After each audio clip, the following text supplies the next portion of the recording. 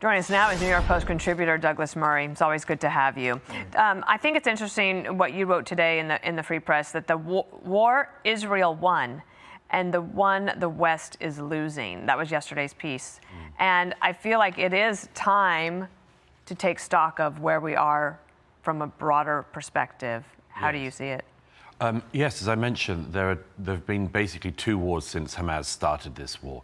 There's been the war in the region, in which Israel has had amazing successes against its enemies. It's deconstructed, killed most of the leadership of Hamas. The man who orchestrated the 7th of October, Yahya Sinwar, was killed within a year of the start of the war. Hamas has finally been brought to the negotiating table. It's talking about giving up its arms. It's talking about finally giving back the hostages it stole. Hezbollah to the north, another Iranian proxy, has been pretty much decimated, its leadership killed. American and Israeli planes were able to fly a few months ago with complete freedom over the skies of Iran to take out the Iranian nuclear program.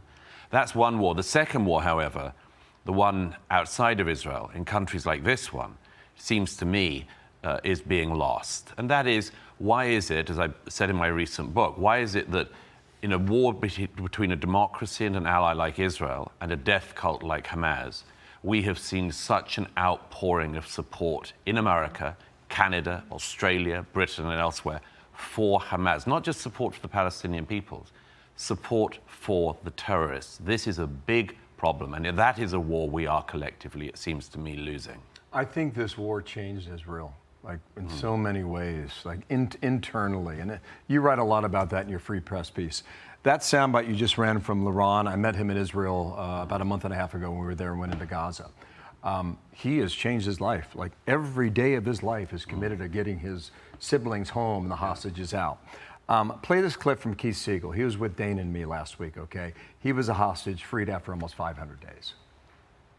I endured horrific 484 days in captivity. I'm lucky to be here alive. I'm advocating for the release of all the hostages. It's the terror group that murdered 62 of my friends and neighbors on October the 7th. It's the terrorist group that kidnapped 19 of us from my community. This organization has to be dealt with, but we must get all of the hostages out of danger. Douglas, if you look at the 20 points the president laid out, if Hamas agrees to that, Hamas is over. Yes. Are they going to agree to ending their organization? Well, so far they're doing what Hamas always do. They're dragging out the negotiations, they're prevaricating, they're pretending. The president gave them a deadline of Sunday. We're 2 days past that by now. On Friday they said they were willing to start negotiating. That is not following the terms of President Trump's deal. President Trump has got an amazing array of countries in the region and elsewhere to agree with the deal. It's an extraordinary diplomatic achievement so far, but Hamas, as always, is stalling. They are still holding, as you mentioned earlier, Bill, 20 or so hostages who are believed to be alive. They're holding the dead bodies of another 30. Think of how sick a group has to be holding onto corpses for exchange, for bartering, for bargaining. But they're doing so because they know the value that Israelis place on the lives even of their deceased. But here are two very quick things, if I can say so. Firstly, Hamas at the moment is reported to be asking not just for the release of the hundreds of prisoners inside Israel, terrorists inside Israel, in exchange for dead and living Israeli hostages.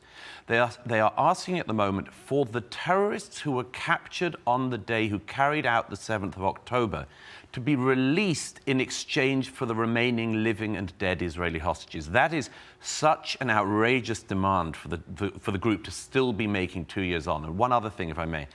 This war started because Yahya Sinwar of Hamas launched this horrific pogrom against Israel on the 7th.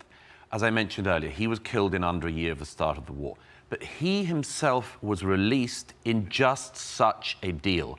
He was one of more than 1,000 terrorists released in 2011 from an Israeli jail where he was for murdering Palestinians with his own hands, and indeed with a kafir of the kind that American college students have decided is such great radical terrorist chic.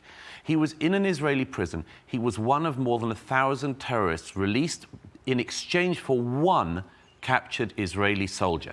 So for many Israelis and others, this is such a bitter pill to swallow, to think that at the end of the war that Yahya Sinwar started, once again, Israel would be forced or persuaded to decide to exchange absolutely barbaric terrorists, the people who went and raped and murdered innocent civilians, young people dancing at a party 2 years ago today, to exchange them for dead and living Israelis who have been tortured for 2 years and whose families, as we see, have been put through such hell. I just add one thing to that, is that a lot of those prisoners were given life sentences. Yes. Under the Israeli judicial system. Yes. Imagine Sinwar was one of them. And imagine how we in America would respond Right.